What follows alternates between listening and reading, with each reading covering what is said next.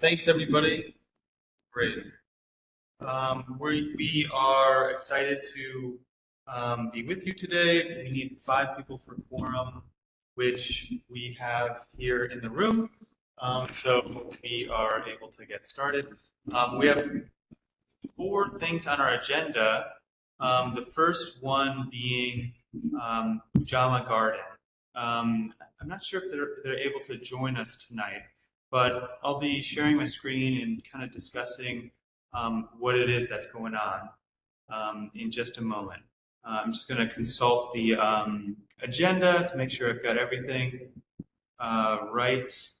But it goes Ujama Garden, and then we've got Beyond Plastics, and then when Dr. Finn gets here, and then we actually might go to your topic about the motor inn area. The entrance to the Right. south wall.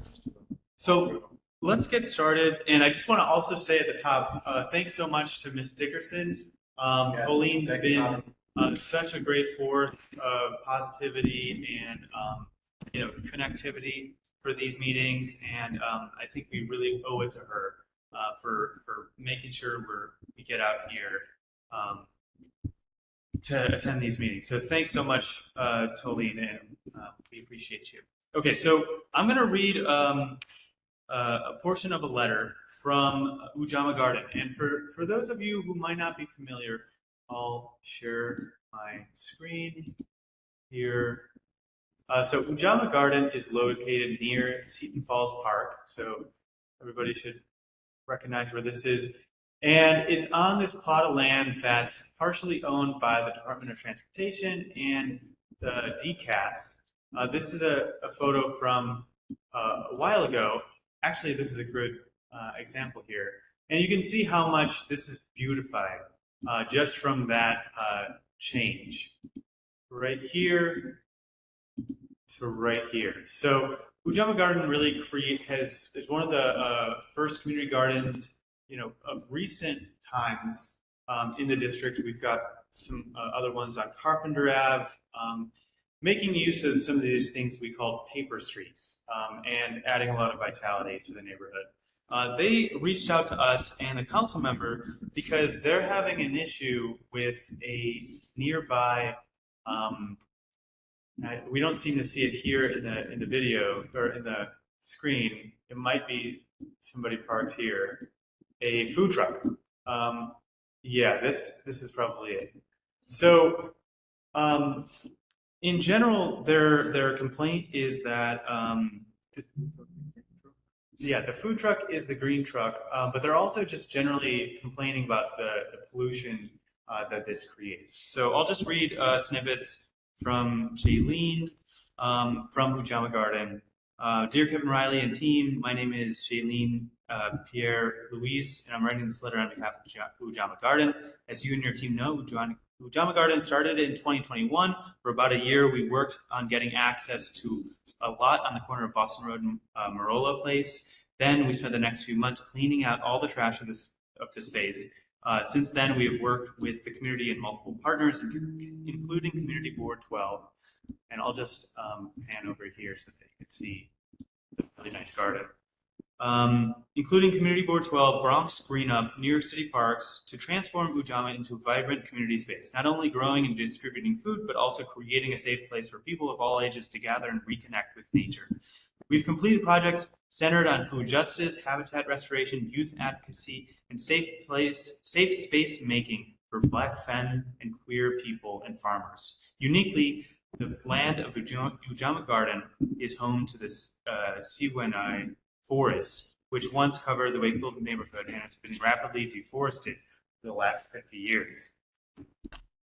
With the focus on environmental conservation, we have exhumed the fertile soil and native vegetation and built new garden structures, which you can see here. Each growing season, Ujama hosts a cohort of youth through SYEP. We've also hosted system-impacted youth through Youth Wrap. For these groups, we developed an original curriculum that combines technical farming skills with a social justice lens and knowledge about the history of food and land struggles in the Bronx. In addition, we are currently in communication with multiple schools and the local community about building sustainable partnerships for their student populations. We're building a curriculum for these students based on the needs expressed by their students and counselors, which include mental health and community building. Outside of youth programming, Ujamaa runs a moms program for mothers who live close to the garden. We've partnered with multiple farms upstate to send us fresh organic produce, which we distribute to the moms free of charge. We also use some of the produce to make freezer-friendly prepared meals for the moms, which they also receive for free as part of the distribution. Our intention with the program is to facilitate a community-building space for people uniquely suited to become systems of network and care for each other. As such, in addition to the food distributions, we host monthly gatherings with families, and each one is tailored to the needs of both the moms and their children. This program is in its second year, and we've doubled the participants from the first year and currently have 11 moms in the program. In addition to these programs, Ujamaa hosts public events, volunteering days, and that connect our community with nature, farming, and community. I hope this overview helps you to understand the vital role Ujamaa Garden plays in the community. With Community Board 12, we are reaching out with specific support requests. The first request is for support with waste management. We clean up the trash in and around Ujamaa weekly, and we put our trash based on the schedule. However, trash is never picked up. We have been trying to get a trash route for years, but we recently lost our contact at DSNY since the supervisor left their role. Can you help us get on the trash route so that trash doesn't continue sitting outside our space, encouraging pests and posing danger and nuisance to people walking by? Last week, an elderly community member slipped on the trash and her health was compromised. This is an urgent issue. There's also an incessant dumping at the back of the garden. We'd like to know if it's possible to put a dumpster there or signage to discourage dumping. The next ask for support is about a food truck that we saw earlier that was parked right outside of our garden, that has parked right outside our garden, and is extremely disruptive to our mission.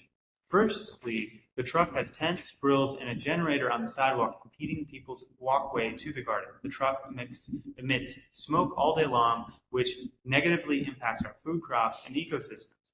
In addition, they use a gas generator that transfers toxins into our soil, which we're actively working with Cornell Cooperative Extension to remediate. Since the truck's arrival, we have seen a decrease in production of fruit-producing crops such as tomatoes and cucumbers, which are foods our community relies on.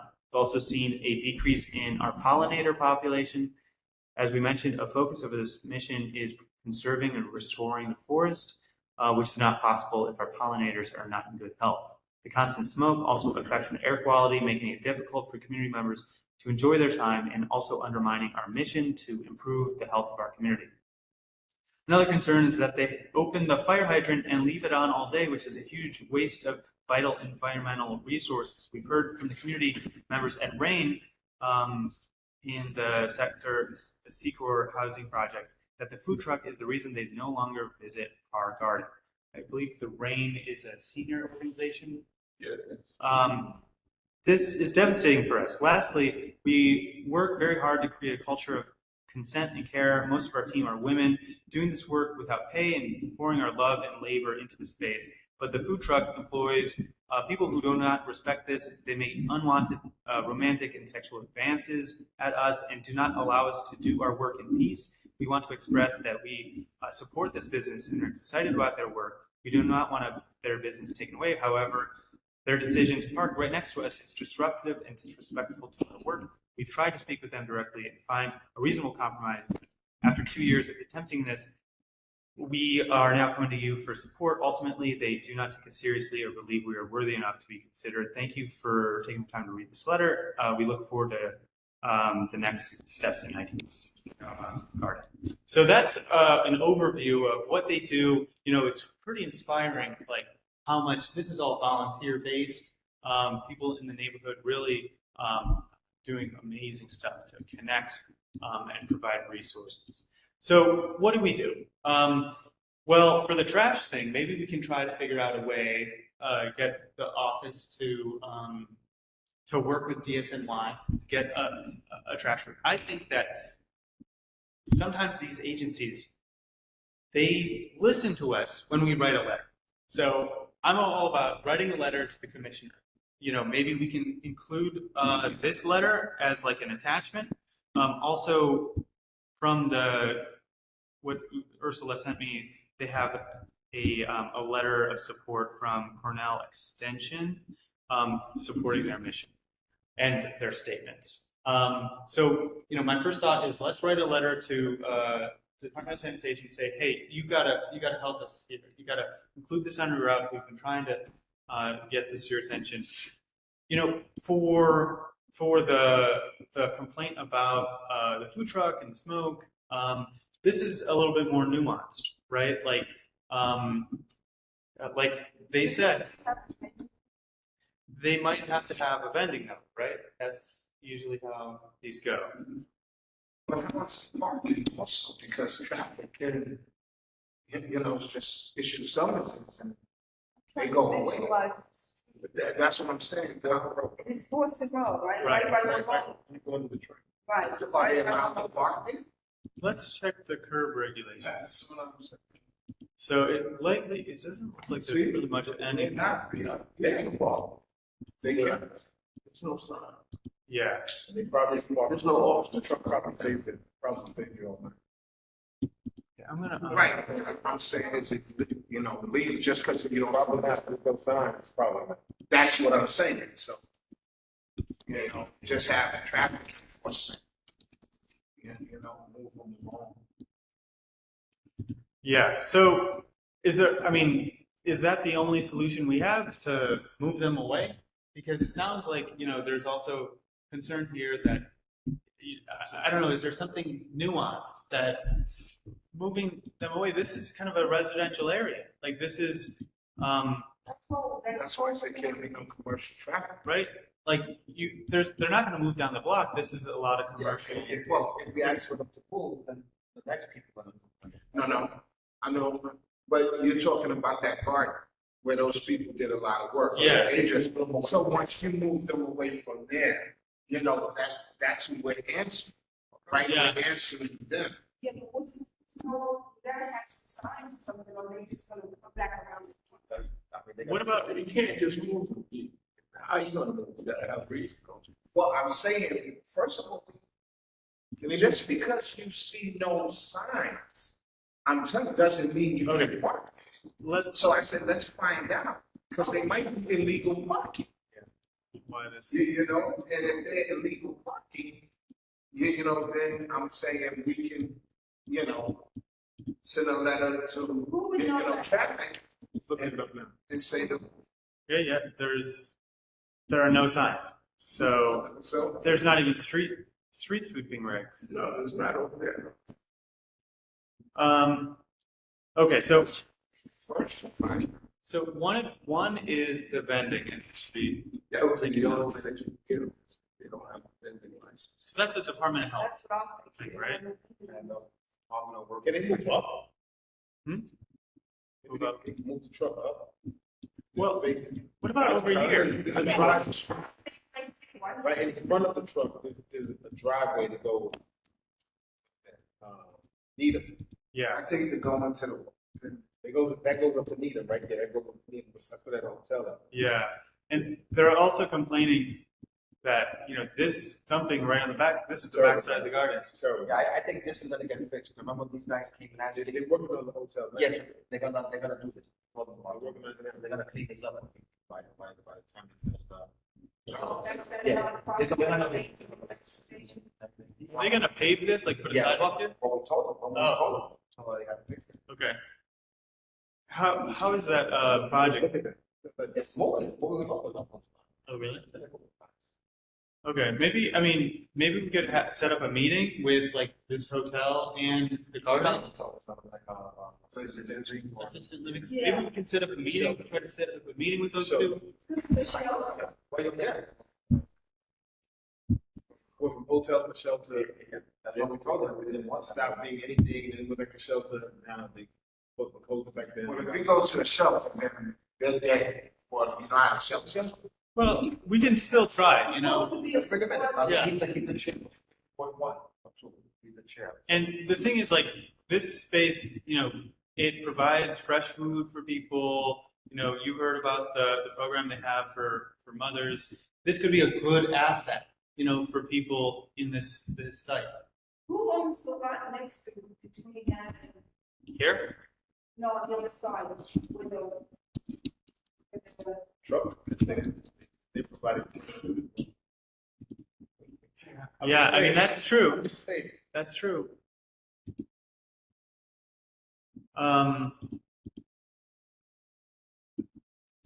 Okay, so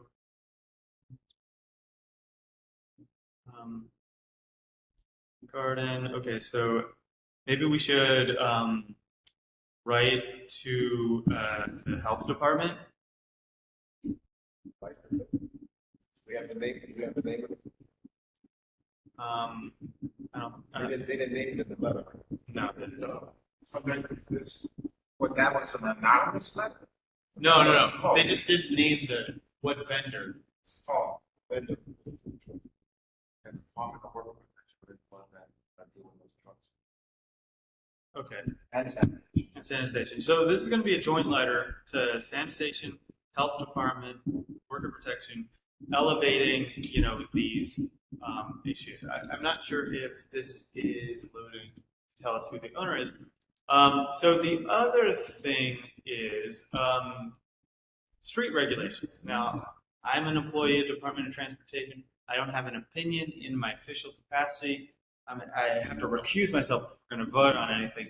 But just curious, is there any interest in a certain type of regulation here that could potentially improve the situation? You know, like a no standing anytime regulation, or, you know, I mean, I'm not sure if it's a street sweeping reg. It might help, but as you know, especially here in our neighborhoods, you don't respect sign, there's no enforcement, right? So, I mean, we could do that, we could put a no standing and then. then they have. Then people park, because like, oh, well, yeah. Then you have to call the traffic to come over and do it. What about, you know, they put these all over the city, these planters. They put planters, you know, to prevent people from parking in certain areas. We could potentially, or the committee could try to make that request, put in some planters, prevent parking right there. You know, they might have to move here or here. If we're writing a letter, that could be potentially something to include. So let's just say that for the conversation, the truck moves closer to the entrance where this new city is being built. Right. I mean, the smoke and everything is Still right next to the garden, yeah. So that way. How far, you know? They're on Boston Road because that's. I would think the truck is there because of the people that, like they said, they come to the garden and do their thing, so the truck is there to get business. Yeah, I hear that. Yeah, they don't want to put people out of business. And this is also close to, you know, residences. So people probably, you know, there aren't very many, unless you really want to cross the road, there aren't a lot of commercial spots. And this is similar to 233rd Street, you know, not a lot of commercial opportunities. So they've kind of got a corner in the market. This is the only food truck in a, you know, quarter-mile radius that you can walk to. Signature or just one person? It's something that it's one person writing the letter on behalf of all of them. No, on behalf of the whole garden. The garden itself, but not the joining. Not the neighborhood. Right. Now, if there are residences right nearby, why isn't there trash pickup? It seems like it's already on a route. So on Boston Road, the That's residents, on Boston. So this, That Roller Road, those residences that are right there, yeah, they do. they face Needham. So their trash pickup is on Needham. Those houses right there, between Boston Road and Needham, their trash pickup is in front of, that's the back, Boston Road is the back of the house, the rear of that. So, another issue is that this is not a normal lot, that gets service. This is like, is that the person's property? Is that, I mean, I've been on that lot, I just can't remember. well, I'm trying to pull up the property records, but I'm pretty sure that this is partially part of the street network that just never got paved, and it just got left open for trees. So that makes it so that it's not a normal lot that you can get trash pickup to. So it has to be a special case. It's parts department. Yeah, maybe. Well, it's not Parks property. So the street, let's see if we can pull up the Was that street. part of transportation? Yes. And DCAS.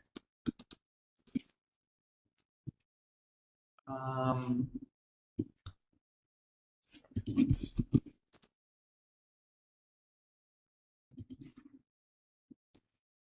I don't know why these things aren't loading. This is frustrating. So if we zoom out a little bit, when they made these like streets, they probably made Marola Place a straight street, and then at some point down the line, they probably because of safety reasons they made it like this, so that it's a 90-degree connection, which slows down drivers so they're not just gunning it. That makes sense. And so that's probably how this got created.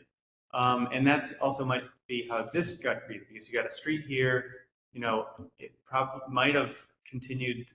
This is just an intersection of all these streets. And so the city just didn't build it out all the way. So this is like not normal land that could be turned into an apartment or something. I grew up in that neighborhood. Those were empty lots. Oh, the Bronx was empty. All that whole neighborhood was empty. No house. So when they built it, they just, Literally. Wow. Well, Okay. this letter, she's talking about, deforestation, how this used to be a forest here. I mean, you're on That's to literally. Yeah. So, those houses, still no house. 70. I know right across the street from that garden, Mhm. that area there, I don't know if it's the same dude, but there's somebody's church. Yeah, I've seen that See it before right- too. Yeah. Right there. They set up here. Yeah, right. It's maybe it's a little bit of friendly competition. Okay. Um, But she referred to this one. yeah, she's referring to this one, and you can see why. You got a lot of stuff there. so she. Right in front of that part, yeah. This is gonna be a good one because even if you pull it up, it's It is cool. Right. They probably don't want to get too close to their Dark over competition. there, Yeah. very dark. Okay. Always very dark. So how about this? Street with that. So let's start off like this. Let's try to set up a meeting with that new shelter and the garden. See if there's something that maybe people can kind of brainstorm about the dumping on Needham. And then let's write a letter to the health department, Department of Workers Protection and DSNY to talk about this particular vendor and the importance of sanitation pickup. Right. Food trucks there every day. Probably stay there. And it's many times I want to pay attention. That's what I was saying. Okay. Somebody, you gonna drive by there? Yeah, I was talking. Okay, so it seems like we can work with the board office to set up that meeting with the shelter. To write the letter is probably, but maybe we could call it a resolution. It's good to get a vote. Are there any, is there a motion on the table to support this letter? You want to make the motion? I'm in favor, I say. Okay. So moved and seconded. Are there any votes against this letter? It's to the Department of Health, Worker Protection, DSNY, and that's it. It's So 3600. The guards have that. the garden does not have an address. Terrace. Yeah, 3600 even terrace. For John Lazar.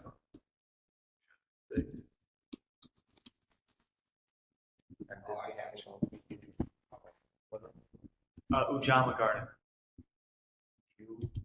UJAMAA.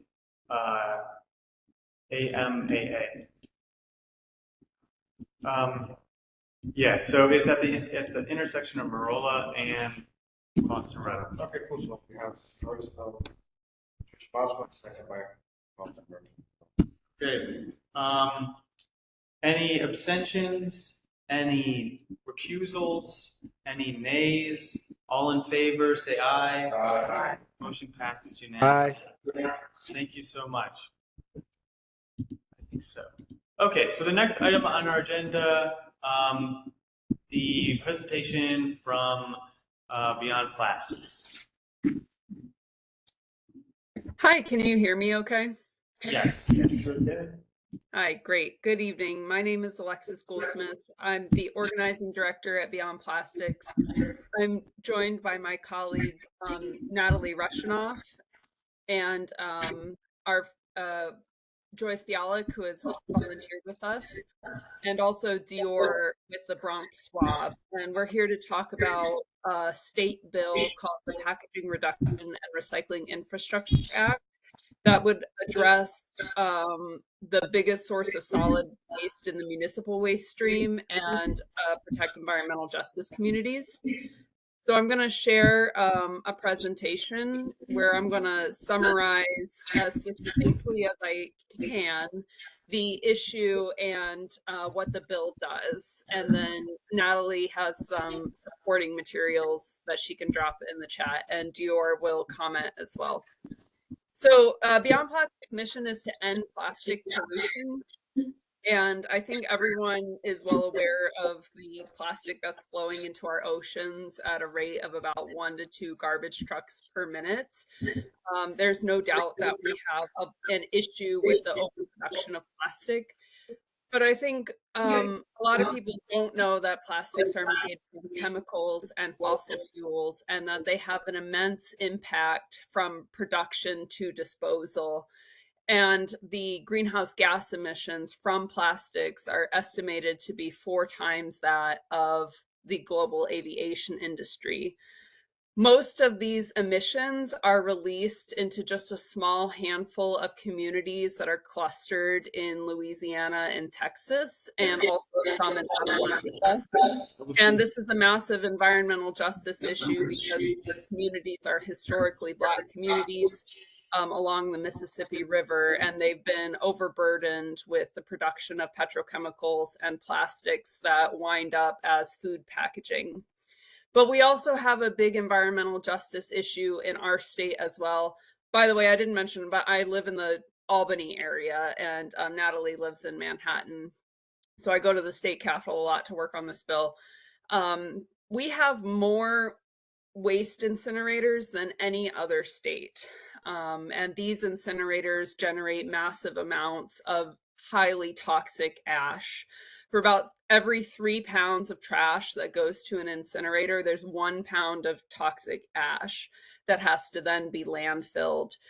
So we have an issue with incineration, and we also have a lot of landfills in this state. We have a landfill taller than the Statue of Liberty in the Finger Lakes region. And these are not the only environmental justice impacts. In the Bronx, truck traffic is a huge impact of waste. 14,000 trucks going through the South Bronx, a lot of them carrying waste to transfer stations where it's then sent to incinerators and landfills in other communities. So the bill we're talking about to address this problem is the Packaging Reduction and Recycling Infrastructure Act, Senate Bill 1464, introduced by Senator Harckham, and Assembly Bill 1749, introduced by Assemblymember Glick. And it addresses the largest source of plastic pollution, which is single-use plastic packaging. And packaging is also the largest source of municipal solid waste. It makes up more than 40% of the waste stream, which is waste that is going to those incinerators and landfills. So we eventually want to close the landfills and incinerators in our state, but we want to do that responsibly, where we're reducing the waste at the source and not just sending it to another community to deal with. So these are the main points of the bill. It establishes what's called extended producer responsibility for packaging. And the the bill is designed to reduce plastic packaging, which cannot be effectively recycled, and then ensure that the remaining packaging is designed to be either reused or recycled effectively. It makes companies pay a fee on their packaging, which is then used to reimburse municipalities for the cost of waste management and recycling. And it reduces toxic chemicals that is leaching into our food from packaging.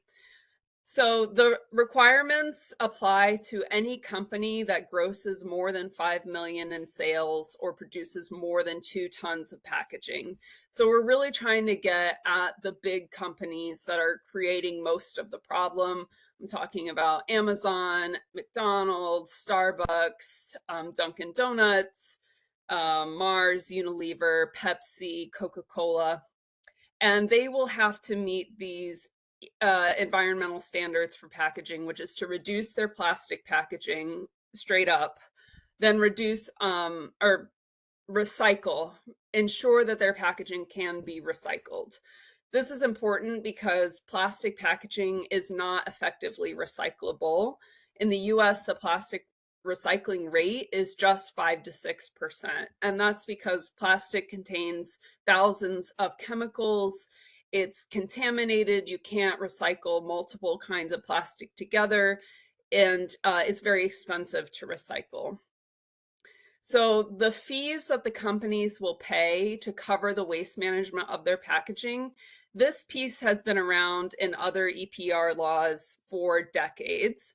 And it's designed to reimburse municipalities for what the taxpayers are currently paying to dispose of our packaging waste, which is a lot. New York City pays almost $500 million every year to export its waste to other communities. So we're trying to reduce the waste and then make companies pay for the cleanup.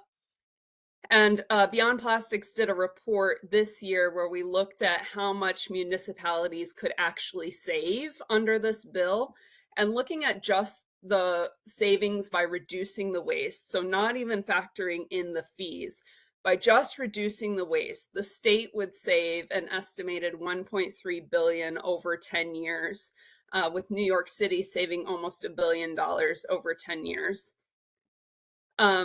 The third thing the bill does, and sorry if I'm going fast, it's a lot to cover, is reduce toxic chemicals that are leaching into our food. So I have a little picture of the organic baby food here that is packaged in plastic. Pretty much, we know that anything packaged in plastic is going to contain microplastics and may contain these other chemicals that are added to packaging. Plastics can be made with up to 16,000 different chemicals. This bill gets at 17 of the most studied chemicals that are known to be toxic for health and development, including all PFAS chemicals, bisphenols, phthalates, and heavy metals. The bill also prohibits greenwashed chemical recycling and waste to fuel from counting as recycling. This is kind of a niche issue that we're dealing with in the space, but basically petrochemical companies are saying, okay, we know that mechanical recycling is not working for plastic, but we have this technology called chemical recycling where we can turn that plastic back into the base molecules and make it into a new plastic. But what in reality is happening is most of these chemical recycling processes are just turning plastic into fuels, which is then burned. So the bill doesn't prohibit chemical recycling outright, but it just says that chemical recycling cannot count toward that requirement that packaging has to be recycled. This is a big fight in this arena right now if you're working on the plastic pollution issue. And it's one of the biggest fights that the industry is bringing to this bill, one of the biggest sources of misinformation that the industry is trying to spread about this bill. Chemical recycling is not recycling. Another big argument that the industry brings is that this bill will raise grocery prices, and I'm only addressing it here because affordability is such a big concern. it is something that we care about, of course. So here's what we know about this bill and grocery prices. So Consumer Reports has studied EPR in other states. They analyzed Oregon's EPR law and found that there's no evidence that EPR policies result in higher prices for consumers. And I can share that letter in the chat that kind of goes into that in more detail. And also, according to the USDA, packaging makes up just a small percentage of the actual cost of consumer goods. So we're looking at a very small fraction of the overall cost of goods here. Also, there's different ways that they can meet this requirement. For example, for the reduction requirement, they may be able to just eliminate the packaging. I know I've ordered things online where it came in excessive amounts of plastic packaging and it wasn't even necessary. So just altering the design of the packaging, right sizing the packaging, reducing unnecessary packaging, they can meet the requirements, and that will actually save them money. Also, it's important to note that this bill is trying to get at the biggest companies. 80% of our groceries are controlled by just 4 corporations, and these corporations earn billions in profits each year. So when they come to Albany and say, we're going to raise grocery prices if you pass this bill, it gives me pause because they set the prices in the first place. There's also externalized costs of packaging, and this is something we're really trying to address because this is part of that environmental justice and public health aspect of packaging, where companies have no responsibility for the damages that their packaging waste cause. And this bill is trying to shift that responsibility from us, the consumer, back onto the producer because we have no control over what kind of packaging goes to market. So we're paying the cost of recycling, waste disposal, and hauling. Our environmental justice communities living near landfills, incinerators, transfer stations are dealing with reduced property values and the loss of generational wealth and opportunities. They're also dealing with the health impacts like asthma and issues that come from the emissions and the leachate. The health impacts of plastic are estimated to be 250 billion a year in the US alone. And actually, I just got this in my inbox today, but Duke University did an analysis of the social cost of plastic, and they put a conservative estimate at 1.1 trillion each year. So there's a lot of hidden costs when it comes to packaging, and we're trying to address those environmental justice issues. So this bill has a lot of support. Globally, we know that 75% of people want to ban single-use plastics. We can see the pollution in our streets and in our waterways. But 73% of New Yorkers also support this bill. This is a Siena poll that was conducted earlier this year. And then there's over 300 organizations supporting this bill, over 130 faith leaders, environmental justice groups are supporting this bill, and it has passed the Senate. It passed the Senate in 2025 and 2024. It has a majority of co-sponsors in the Assembly, but it has not gotten to a vote, frustratingly. It has made it to the Assembly floor, but we're not sure why the Assembly Speaker has not brought it to a vote when 78 members are co-sponsoring it and you only need 76 to pass. We have a large coalition or campaign that is working to pass this bill, and we're here to ask for the community board's support by passing a resolution. So we would ask that the committee recommend passing a resolution in support of this bill and send it to your legislators, which I'm sure you already know. And just a note, the senators that cover your district, Rivera, Fernandez, and Bailey, all voted yes on this bill. So thank you to them. I'll stop there. Natalie, can you drop the sample resolution in the chat? And happy to take any questions, but also I want to invite Dior to chime in. Oh, I would say let some folks take some questions first. My name is Dior St. Hilaire. Hey y'all. I chair the Bronx Solid Waste Advisory Board. So I'm here to connect with you all as it relates not only to just this bill, but just waste concerns in the borough and what it looks like to green the Bronx. We have an initiative that we in a campaign that we're going to be spearheading. So, wanted to talk more about that, but I want to leave room for questions about this bill. We obviously completely support it and see where there is the possibility and opportunity for economic development, not only for folks that are the canners that are collecting, but also as it relates to just development locally within our boroughs. So I think how we're thinking about materials, not shipping them out and exporting them out, but how do we figure out how to use them locally, and to also use a lot of this money to reinvest back into the infrastructure for handling the waste in a lot of our environmental justice areas. But I'll stop there, and then just want to see if y'all have questions. But just to say that that's kind of the angle that we are coming from in supporting. Thank you so much. I see Daryl. Daryl, you have your hand raised. Yeah, I do. Hi everybody, Daryl. I just had a quick question. So, what are you guys looking at also like pharmaceutical companies, right? Because a lot of the times in these hospitals, a lot of the bag medications that they're hanging, the drips, etc., are one-use plastics from like Baxter Pharmaceuticals, etc. I don't even know what happens to these bags after they're thrown out, how they're disposed, and what happens either. So I'm not sure if you guys actually looked at pharmaceutical companies and how they could do this, because I was in a meeting the other day and we were talking about what is our environmental imprint as well. Should we be going to antibiotics that are in vials, utilized in vials versus, some of these plastic bags that come frozen, etc. So I'm not sure if you guys actually looked at the pharmaceutical companies to see exactly what their play and imprints is in this.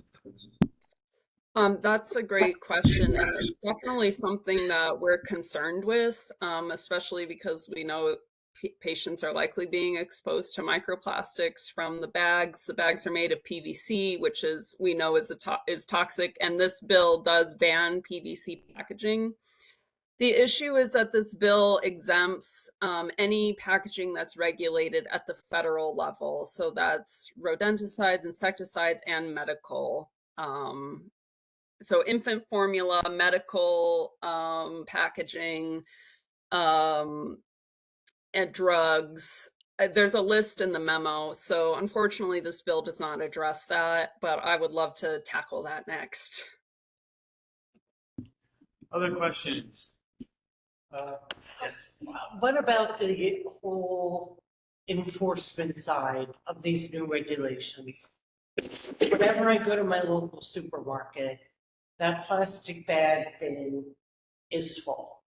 So, and it's been years now that stores were not supposed to be packaging in plastic. Mhm. But, there's just no enforcement whatsoever. So Yeah.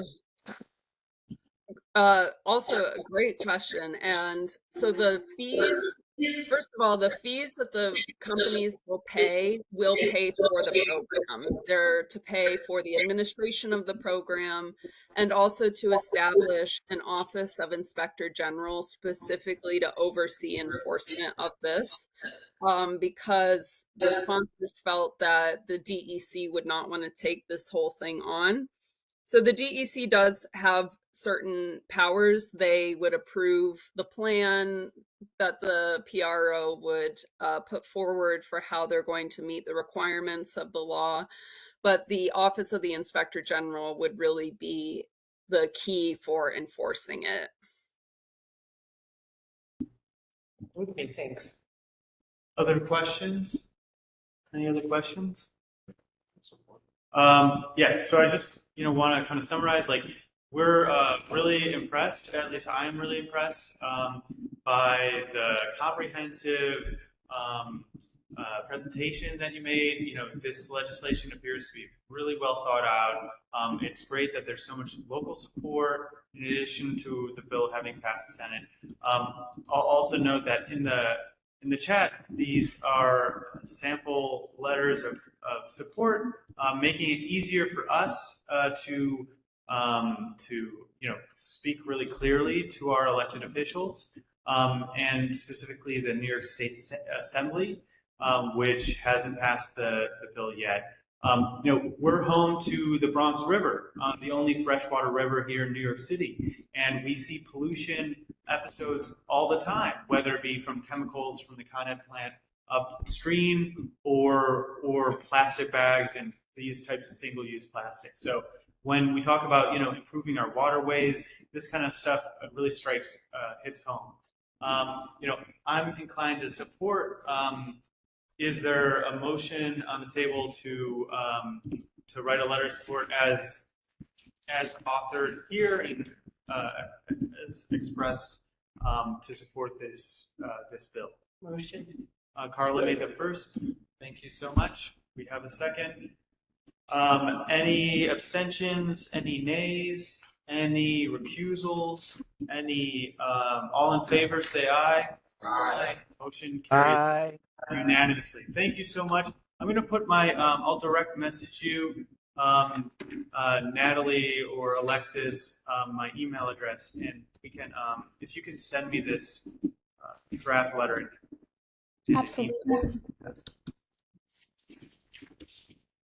Okay, next up is, which one would you like to present, have next? Dr. Finn. Would you like to present, Dr. Finn? Thanks so much for being a part of this. And thank you so much, Beyond Plastics and Bronx Solid Waste Advisory Board and Daryl for giving some great testimony today here. I don't really know what I'm supposed to be talking about, so if somebody could let me know, that would be great. I didn't even know I was supposed to be here, quite honestly, until yesterday, because I had a big presentation that I just kind of came out of, that I literally just came in. But I know that last full board meeting, we had a conversation about the different things that were going on my block. I know that there has been a lot of interesting activity in terms of the light being broken. And I know that Ursula said that she's already working on it. So she's really just waiting on that process, as well as the flooding that's going on over there as well. So that also is another big ticket item. And then the other thing is also all of the illegal activity that Mr. Campbell had already started talking about. Good evening. So they definitely need to do a police sweep. When I go to the 47th Council Precinct meeting, I don't know if there's somebody I could speak to or Alfredo. I don't mind having another conversation if that's okay. And yeah, that's kind of where I'm at. The other thing that I was going to say is, wait, I have one more thing, because I spoke to Ursula this week and I was talking about making Mickle an actual street. So what I've been doing now is going all over to all of my neighbors and having the conversation of, this is a paper street. We need to make this into like a real life thing now. So the neighbors on my side, they technically know. They said it takes about a 4-year process. So I'm going through little by little. I won't lie, I don't know the people all the way to the end, and I don't know people all the way to the other end. So that's my little project for the next couple of weeks, is starting to talk to everybody on this block so that we can kind of facilitate the 4-year process. Dr. Flynn, what's Good the, evening to you too. What happened? Good evening to you too. Good evening. I don't know who's talking, but good evening. that's Mr. Mike. Oh, hi, Mr. Mike. Sorry. Sorry, What, I can't see, but I can see, if that makes sense. what's the address to that location, or the cross streets, the cross streets? Okay, so at the end of the block is Chester, is the cross street, and then at the other side of the block is Boston Road. Mr. Campbell. What I'm talking about, the part that we're talking about is Mickle, closer to Chester side. Anybody direct me here?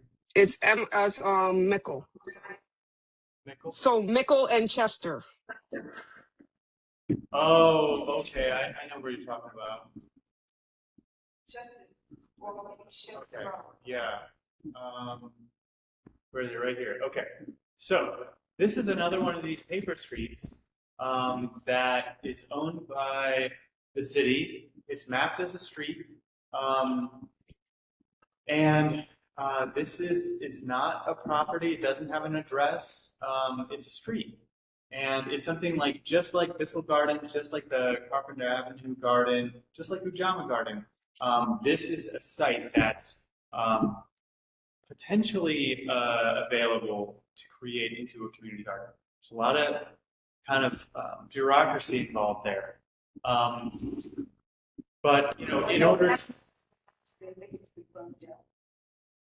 Which one? Here? Okay. So you can see they started building out the street when this is, you know, 2018, but you can still get a picture. This is where the street goes. And, you know, if one of these houses develops, or if they want to, they can request the city to build this road here. So these are these vanishing parcels of land that, you know, when there's a new building, they're entitled to have access to. And so places like these, they are a nightmare to figure out who is responsible for them. But they're a dwindling part of kind of forest plan. Go on, Clinton, you had a comment? So yeah, I mean, this could be a great spot for a community garden. This is ultimately, you know, this was in the ballot proposal. So the city didn't have a really clear grasp of where all of these types of places were. And that's because the maps for these types of spots are held at the borough presidents. So ballot measure number 5, digital maps, taking all of those maps that are, you know, far-flung, Staten Island or other boroughs, and centralizing them at the Department of City Planning, so that the city can see in the paper right in front of them, oh, this is where our land is. Because some of these are privately owned, and you need to tell from those maps, which are handwritten, whether or not the city has them. So that's kind of like the history of these. But now that charter amendment passed, so now the Department of City Planning is going to have access to these. And, you know, it'll be really interesting to see what the city does with these types of spaces. And so maybe this is a question for Dr. Finn, for the committee, in the community at large. What do we want to see in these types of spaces? We know we don't want to. Yeah. So for me, right now, I can't think about the space because I need to think about the quality of life issues that are occurring, if that makes sense. I can't think about something that can't happen for me right now because there's too much crime going on in that corner. Like, I need that stuff to be taken care of, and everybody in the neighborhood is on like the same page. We're not really thinking about that right now. We're thinking about more so all of the issues that are occurring for us. That's what's really like prominent. I think everybody will think about that after. I think that is a good way for us to think, Luke. But right now, the issue is there's all of this crime happening over there. I just can't think that far right now. I'm just thinking about the safety and all of those different things because I don't walk at that. I do not walk on that part of my block. It's not a safe place. Once the lights go out, I'm not walking over there. I don't even walk over there to take the 31. I walk over there, let's say we're coming to the community board. I don't even walk in that area. I walk all the way to Eastchester and Boston Road because it is very dark and desolate over there. So for me, I feel like we need to attack those issues that we talked about already in full board. And I think once those issues are kind of like somewhat resolved, then we can move on to like the next step of like beautifying that area, which I think it would be like amazing to be like a community garden. But we can't get to community garden if the first issue at hand is not like rectified, because what's going to happen is we're going to beautify that space and it's going to go right back to the way that it was if the issues over there are just not taken care of first. I feel bad. Go ahead. Sorry. Go ahead. No, I mean, these are really good points, and, you know, I hear you loud and clear. Totally understand. The thing is, like, if it's sometimes hard to sustain a certain level of attention, you know. Yeah. These things happen where you might get a some foot officers there for an extended period of time, but might not be able to continue in perpetuity. Or, you might get, we can figure out and try to see, like, are there street lights here? No, so remember I told you Ursula put in a ticket for one. So we're just waiting to see. But the bigger issue with that is that they keep busting out the light. So if we put another one, that's the possibility of that happening again. So that's my concern also. Dr. Fitz, so as you know, Mr. Campbell, correct? That's the gentleman's name? Yeah, that's Mr. Campbell. Yeah, he's been coming to the meeting, speaking about this. I'll definitely run it back to the CEO and community affairs to see where they at in regards to has anyone gone or drove by or gotten information regarding this particular street. Hmm. And On Chester and Kingsland, there's another street, there's another spot, just like that, if you go straight down Chester into Kingsland. Right. Yeah, right. On the other, yeah, that also is another issue too, Luke. The sanitation, clean that out once a year. So this one, I've talked to this. So there's a fence here, and there's a fence. Yeah. There's a fence over here, and I've spoken with the neighbor who lives around here, and we've kind of walked through Mickle Ave.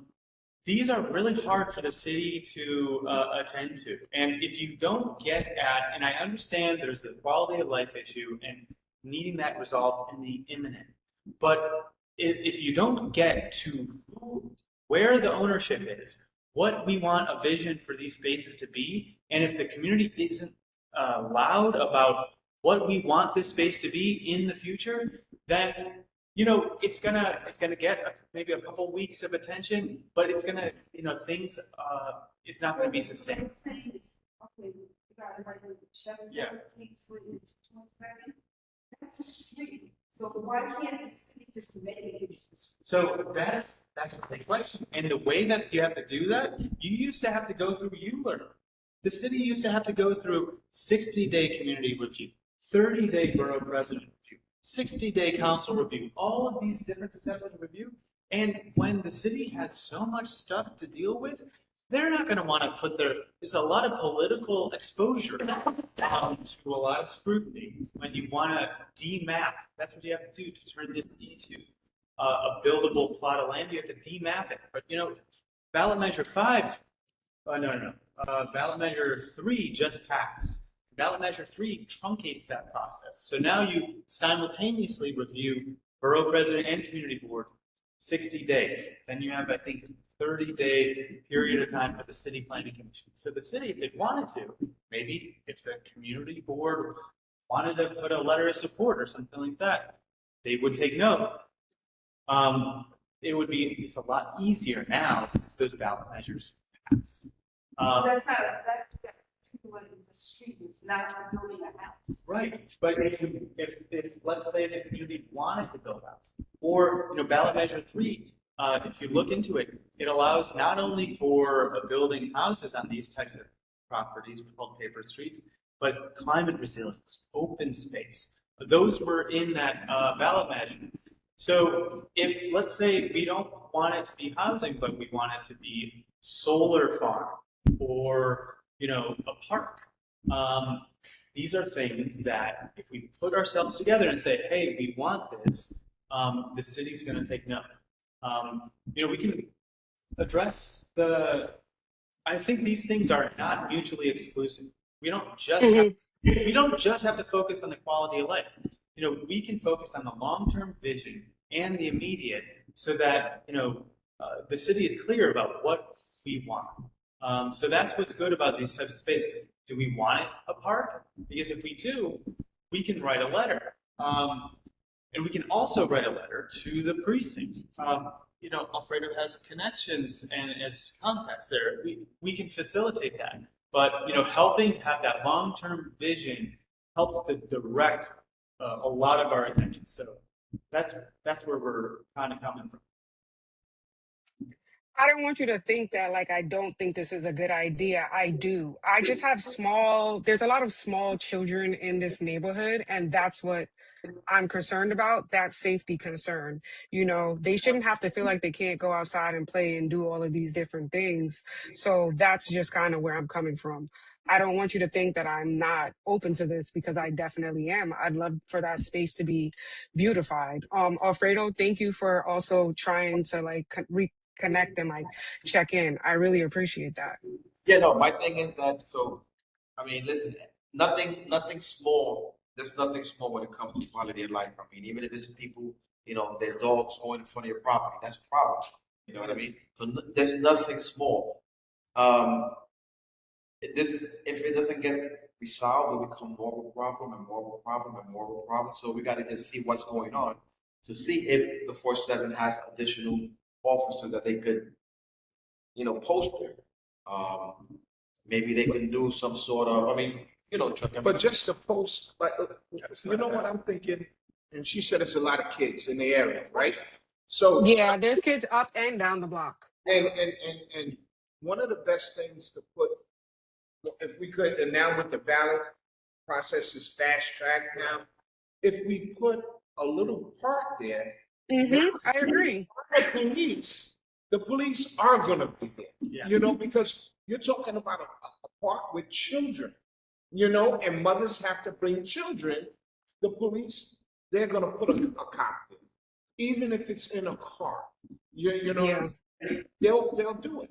So I think that's what we should do, and it's not something that would be huge.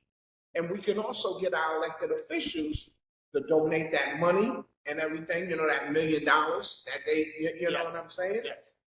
And we should be able, and like I said, with the fast track going, because all of them passed except for number 6. I think Yep. all of them from 1 through 5 was yes, and 6 was no. Right. yeah, but I'll, next week is the precinct council meeting at Crawford. I'll definitely bring this up. But with nothing being there, just that, Yeah, that- the cops ain't gonna. Nobody takes ownership. No, right, and I'm telling you, the CEO was gonna say, there's nothing there, I need Yeah. offices somewhere else. So the quicker we can get something there, be the best thing we can do. I agree. I could agree with that, Chucky. I could agree with that. Other thoughts? Any other perspectives here? So this is challenging for me because I work at the Department of Transportation, and can't really sign on to a letter personally about this effort. But if other members of the community wanted to, create a letter, I wouldn't be opposed. I don't know what to entertain or. So it would be, let's say you want this to become a park.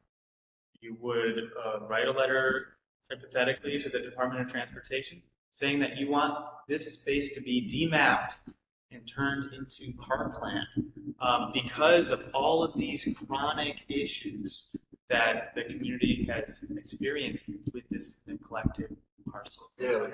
I'd like this. I'll be a letter of support to the Department of Transportation. Why don't we do both locations? I was gonna say Parks Department too. Parks Department. Yeah. Okay, so I don't look at Chester Street, it's right, it's literally right on that hill. okay, so you're talking about Chester Street between Kingsland and 22nd Street. I've spoken with this neighbor here, and he's fed up. He mows this portion, and he keeps it up himself, but it's not his property. No. It's the city's property. All right. Right. Anybody? Make the motion?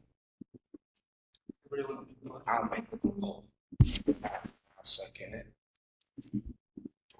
First. That we write the letter to the transportation and the parks.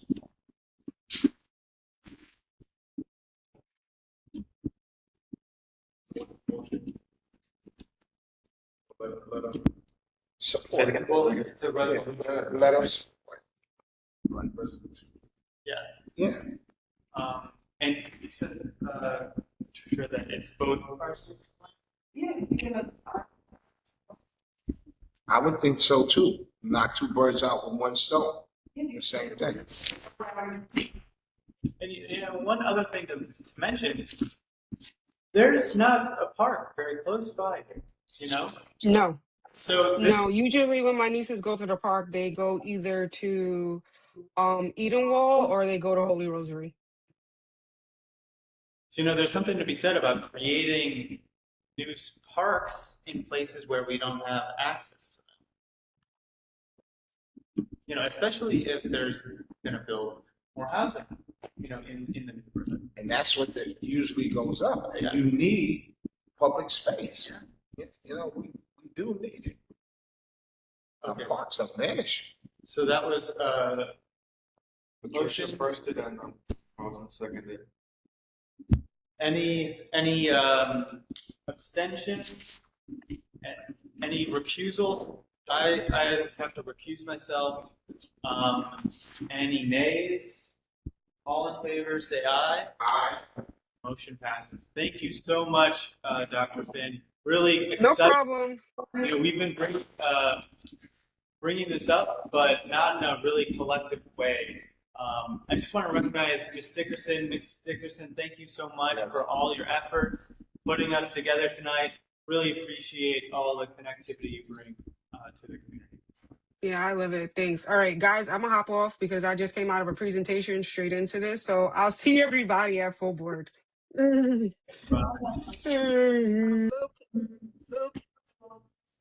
just want to say. I think it's Tanya. Oh no. She was saying. Oh, sorry, Ms. Dickerson. No problem. No problem. Y'all know I love you. But what I wanted to say about Mickle Avenue, 3200 Mickle Avenue, we also did a, our chair knows, JW, that's his block. And so we've done a few things on Mickle Avenue. The tenants and the block association is on point. So I'm sure whatever it is, or however, whatever else we can do for that block will be, you know, well taken care of. And they'll come out for everything. Okay, so I hear you, and we're going to get to that in new business. Let's turn it over to Alfredo to talk about the last item on the agenda. So my item is more like it's more of a concern. The southbound entrance to the Bronx River Parkway, across from the Mobile gas station. Is it great? Right there. Right there. See that? Okay, so I'm going to assume the city, I don't know if it was DOT or state DOT, they, you know, no, go back on. Go back. Go. Oh, you want to go on the parkway? No, you see where the van is at? Let's go where the van is at, facing north. Sorry. Yeah, go more back. See that stop sign that's there, that light? I want to go more back. Thanks. Sorry, it's That's cool. So that light, see that arrow? That arrow was put in there. I think I'm going to say within the last. yeah, I'm just trying to get a good Right there. Right there. See the arrow? Yes. All right, so that was put in. They're going to assume when they did the new bus path thingy over there. Mm-hmm. So it works, but people don't obey it. So there's many times that I'm standing where that car is at right now, or the van is at. Like this, the furthest van over here, that one, that van there, that's the lane that you would take to go into the Bronx River. So what's happening is that people are getting on this lane and they're just like bypassing everybody while the light is red, even before the green arrow turns green. I've recorded it many times. I mean, I've spoken about it a couple of times. What I'm afraid is that being that I already spoke about it, and somebody's going to wind up getting killed there. Now, what are you saying is happening? Where the van is, where they're supposed to make that right turn. See where that car is in front. They turn it from there. You got So this, you know what? If you go more, Yeah. You see where that red car is at? So that van there, that's turning into Budget Park. Right. But he's actually waiting. Right. What people are doing, they come from here all the way down to this. Get out of here. Oh, dude, all the time they've been going on, man. I sit there sometimes, I record it. You know what I mean? The other day, this lady, she had to drop back because the dude almost took her. You know what I mean? So the issue also now that they're doing the MTA station. So they closed 233rd. So what happens? Everybody's coming through here. You know what I mean? So now more people are walking in that area, and I'm afraid that somebody's gonna get hit. I mean, eventually, somebody's gonna get hit because it's happening more and more and more. And at any given moment, 5, 6, 7 people are turning at the same time. So what I'm thinking that maybe we could write a letter to the, I don't know if it's Highway 1. They probably are the ones that, you know, have jurisdiction of the Bronx River. We could write a letter to Highway 1 saying that if they could do a study, post unmarked vehicle in the gas station and count how many people do this at any given time.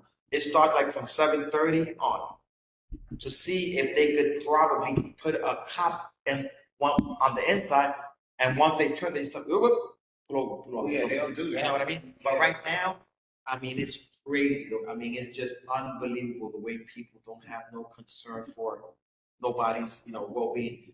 And you know, there's times, honestly, that I've been wanting to throw my car down.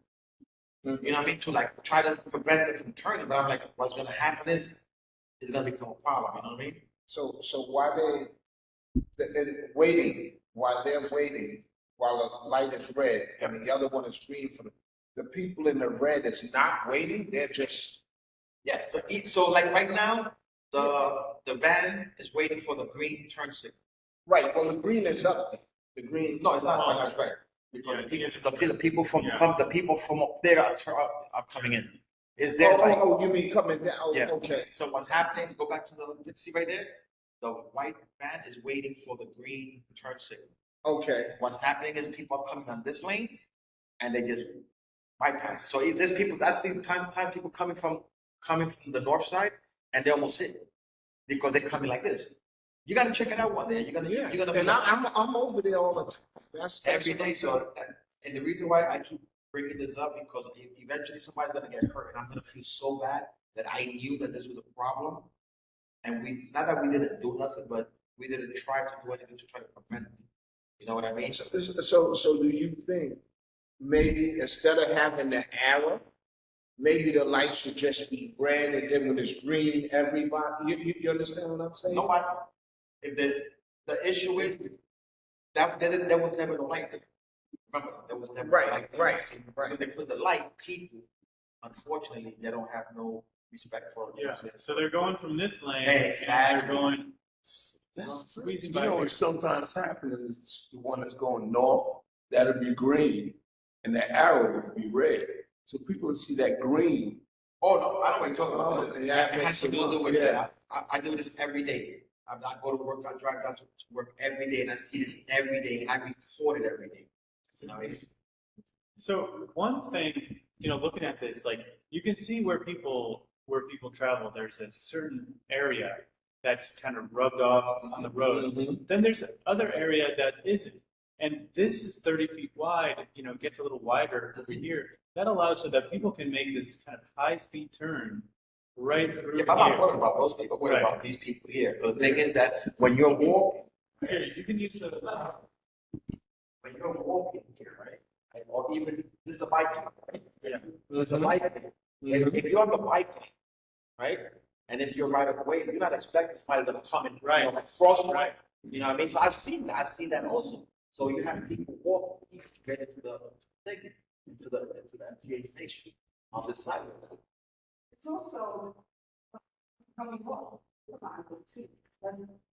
But those are not issues. The issue is here. I take this route every day. That's the issue that I see, and it's like it's been because I guess once you start giving people summonses, they're gonna tell their boy, yo, you know what I'm saying? Don't do that. You know what I mean? Once they put a car there, people wouldn't. Even if it's one of those dummy cars, Right. those dummy cop cars that don't have nobody in it.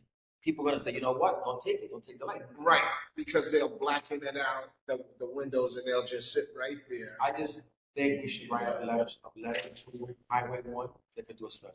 I think we should too. It has to be Highway 1. Yeah, and they will come out. I And, hope so. and it's a moving summons, so it's something you have to go to court, and your license can be suspended. Good. So the question is like, the question I have is, whose land is this? Is Well, this city you know or is what? it state? No, I think it's state because Metro North is over there. You know what they should do? So this is a really complicated intersection. You got a driveway here, you got an off ramp here, you got this kind of loop-de-loop I here. think that's. And this is also like people get to the train station. Yeah, that's people the are Metro. walking here, people are biking here. You know what they should do? The state should redesign this to make it safer. Well, I mean, they just did They ain't gonna do this, it. I know, this they bus can- thing, and they made it worse. Exactly, and they're not gonna do it until something happens. And we're trying to do that before. Well, But I think Metro North owns that. I think the part that he's talking about, that gotta be the city part. Because you're right on the Bronx River and you're coming off of, right, so. City maintains that little circle thing right there. City maintains. Yeah, but it has a parking department sign on. oh, It has that Green package. streets.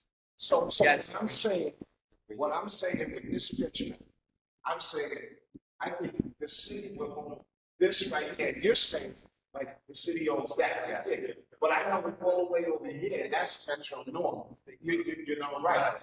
And they don't really, they have cars, but they don't write summonses. You know what you say is good, because if we have this to become that's like you said, the bikers, and then we got the bus, the waiting people cross this way all the time.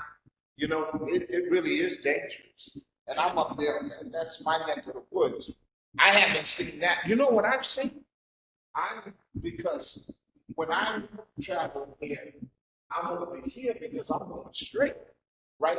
I've seen some people here go straight too, and I'm like, you in the lane, you're supposed to make the right turn. It's an enforcement. Yeah, it is dangerous. But the bus made it, that made it worse. Yeah. All right, so we could get a motion. So this is to the New York State Highway. Yeah, New York City Highway 1, No. NYPD Highway 1. One, Right. Right. Highway 1, Highway 1. to do a study. Yes. Right, to do a traffic study on that intersection at 233rd. Which is, I'm in favor of anything. Yeah, safety. Do you want to make the motion? I'll make the motion that we write a letter to Highway 1, and ask them to do a traffic study. At that intersection at 233rd and Bronx River. Webster and Bronx River. That intersection going into The Bronx because and the Metro North train station too. So we have to put all of that in so they'll know exactly what we're talking about. Anybody want to I second know this? that's feasible. That's it. You second it? They can put the, Thank you. type of volume here up here, Yeah. something right here. Yeah. But you see what I'm saying? We have ideas. That would perfect barrier. In here, so that they can people, this only way they can Right. get this turn. Right, Yeah, right. see, that's a good And idea. this is the thing, they can make it through design, they can make it so that you have to be in that right turn lane. And you have to make, Right, right. right. And then you won't be able to go like this. So this is the thing, if we're asking them to redesign, to add improvements, there's no pedestrian crosswalk here. No, not on that side.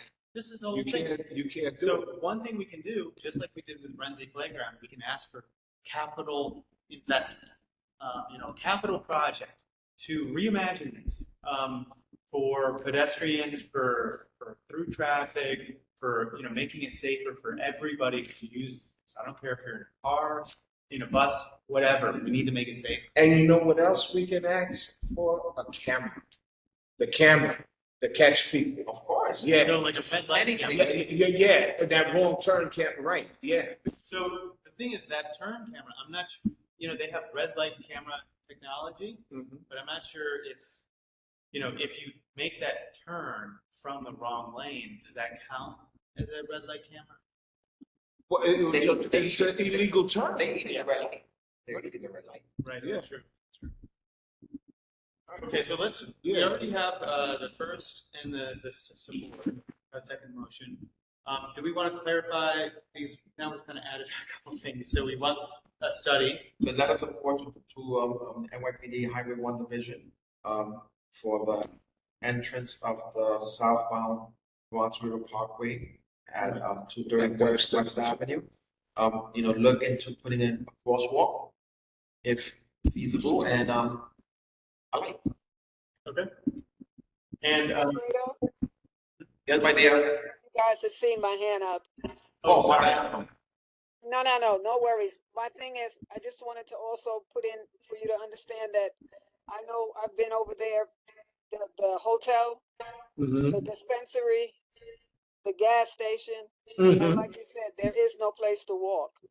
But they be turning in and out of those places, turning into the dispensary and the other little, I think it's like a bar or restaurant there, and then the gas station, and then coming around that, trying to make that, as you say, around that white truck.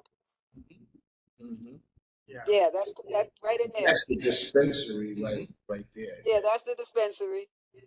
And then over there is the hotel. right. And you have people always running across the street. There's You gotta see them in the morning when they come to that train station. Mm. The last thing they're thinking about is a car Right. and eat the light, but they have their headphones on. I see it every day. I see it And every day. and the gas station, same thing. Yeah. They're standing there waiting for the bus, trying to run to get to that bus that's on that corner. So there's a bus right here, right? Yep, right in the Yes. corner. Right there. Yeah. So this is a thing. Like I've been walking down here. A friend used to live over here, and I would walk over here. And when I got to this crosswalk, I'm like, I don't want to walk on this side of the street. Look how many places there are for me to get hit. So I would cross, because this, even though you got this issue, it's a little bit easier to navigate. There's a lot of places where there's not a lot of protection. Yeah, because you got the cars going in and out of the gas station right there. And it's a bus That's stop. right there. So people are gonna try to run here through all of this stuff. Oh man, this is Yeah, look at it. complicated. You are exactly right. See, they got those little traffic stanchions over there. Right. But Yeah. I see. right up there, see them? Yeah, they got those little, but that's really for the bike, I would think, right? To keep the bikes over there. I mean, one thing we could do is look into the Department of Building Records. Are they allowed to have this big of a curb cut? I've seen on Gun Hill Road, they've made it a little smaller to make sure people have a more controlled turn. Well, we have a hearing next week for this. Okay. For the BSA, for the gas station BSA meeting. Oh. So we can ask. I mean, I think on the documents it might show the size of curb cuts, but What is the meeting for? for the renewal of the BSA, the public hearing for the renewal of the BSA permit. But they've been good neighbors. We never got no issues from them. Okay, cool. So we got a first and second. Any any recusals? This is NYPD, right? Yeah. Any nays? Any abstentions? All in favor, say aye. Aye. Motion passes unanimous. Okay, we're at 8:30. We had one new business item.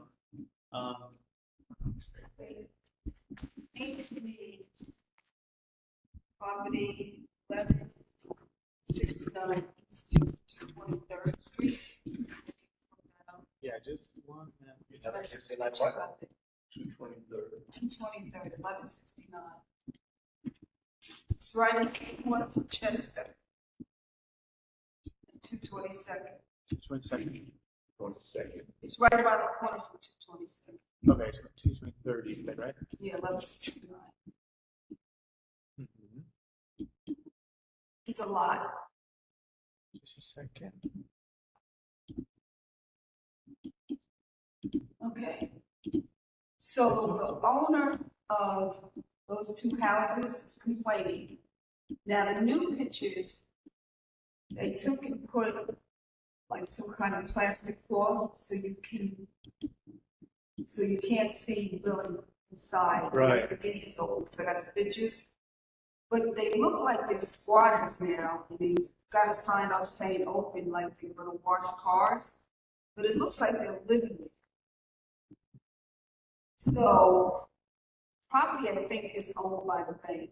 So what do we do? The property is owned by the bank?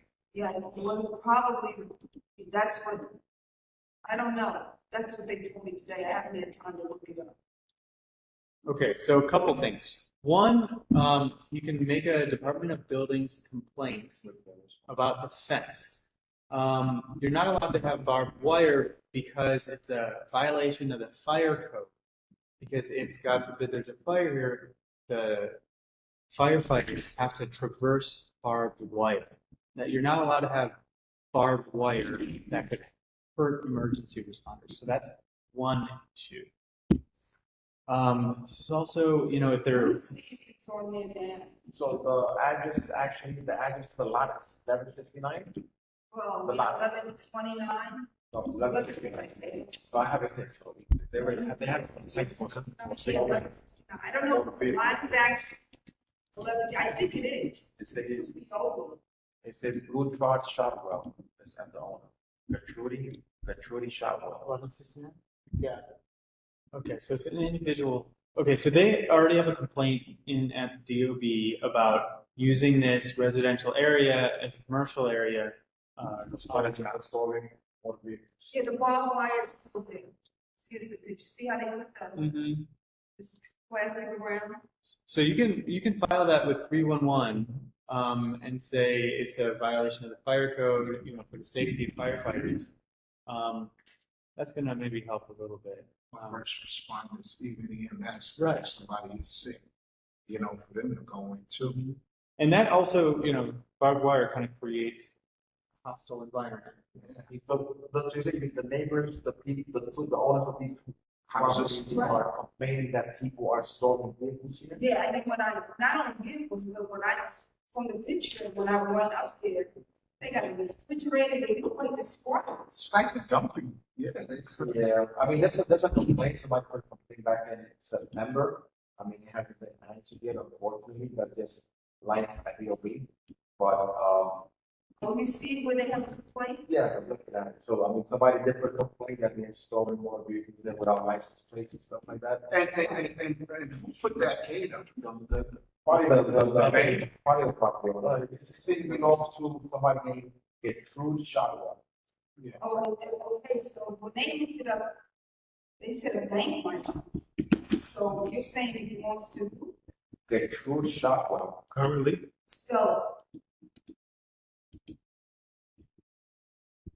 that website's not working. I mean, And you got 11 East 223rd. what is, say it again? Spell it, the name? Gertrude, Oh, Gertrude? Gertrude, Gertrude Shotwell, Shotwell. That's what's coming up. I mean, if the bank owned it, I mean, those vehicles, those vehicles would have not been this. Somebody's actually has access to this lot, that they put a lock. They put the lock that was there and put the old lock. I mean, that could be a possibility, but I'm going to up more dates, if you don't mind, what's like that? That's all. I mean, that gate's been there forever. So one other thing, you know, you could put a Department of Buildings complaint about this curb cut. They have to have a permit to put in curb cuts. So, you know, this is one strategy that I've seen deployed. You know, I'm not going to comment on whether this is an ethical thing or not ethical thing, but, you know, curb cut.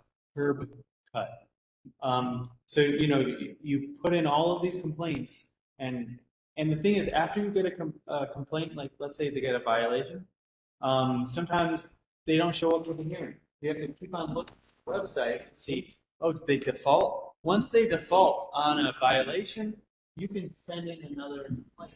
And then if they also get a violation on a defaulted complaint, then it compounds, and then they have double the amount of fines. And so it starts to become a problem. You know, whoever owns this, they live somewhere else probably, and they're going to start to get letters and letters, and they're see, you know, $6,000 fine, failing to comply with the commissioner's order, you know, and then 3 months later, another $6,000. So the way some people do it is, you know, file a complaint with a curb cut, file a complaint with the barbed wire, file a complaint about the And the bar, cars. is that part of the Department of Buildings Yeah. too? Yeah. Oh, all of that's. So you saying they complain about the curb? I mean, There's this is a stretch. probably a house. There It used used to to be. be. There used to be. Yeah. And it probably got grandfathered in or something, maybe. Yeah, but I mean, But if you want this property, then they gotta. And you keep getting those fines, they'll lean. You know, a lien will come, and then somebody else can buy the property. And use, you know, So this is one strategy to get the property owner's attention. This is, right? Yeah. you know, And she said the two houses. She says the two homes are right? About it. Yeah. The complaint. But there's only one complaint. They're probably complaining to you, but they're not complaining to the building department. They got to call every day. You know what I'm saying? Every day. They did make the complaints, but I don't know if they were officially in or whatever. So This there's is one complaint from let's look it up. September. September. Yeah, that's gotta be important. Yeah, There's only one. yeah. That's what I'm asking you, if that's the actual address. It kind of seems like it, but the complaint says, 220, you put 230. the complaint says, storage of motor vehicles.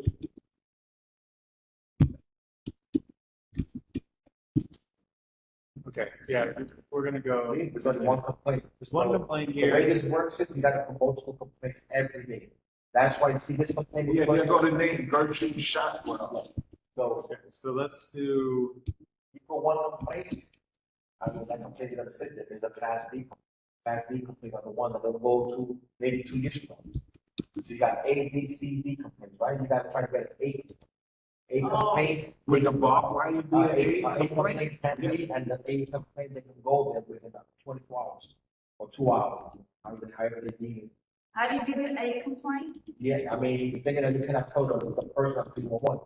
They have to, when they take your information down, they have to see what category it goes under. And then the system or the computer throws it to the DOB, and then I guess whatever chief is on working that day, he'll see and he'll refer it to enforcement or to special ops or special inspection or children. you know what I mean?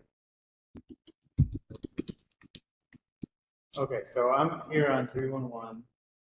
He's doing it. You're good. Unless you want to be ready for it.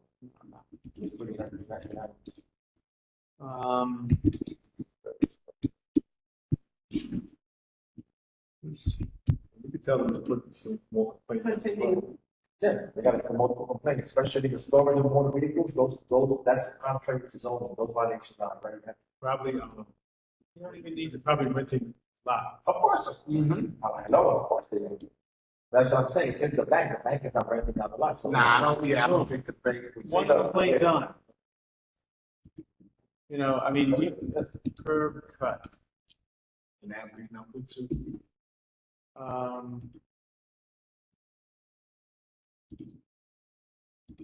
Well, that's good, that's fine. Yeah, Well, they got the face still painting her. yeah, you're not allowed to technically. And then They're not allowed to paint, right? You can't paint the line. you could, if people, see, like me, I have 2 pocket watches back, I can pick my. But I was told to keep. no, if you have a legal garage, you can paint your thing. If you don't, you cannot. And that's why people call the DOB and say, oh, I'm saying this person painted that thing, but they don't have a garage. So why did they paint? DOB comes out, gives them a work without a permit, gives them this, gives them that, gives them that. By the time you know it, you're done. See, look, it gets for 2 complaints. Now go back into the DOB website.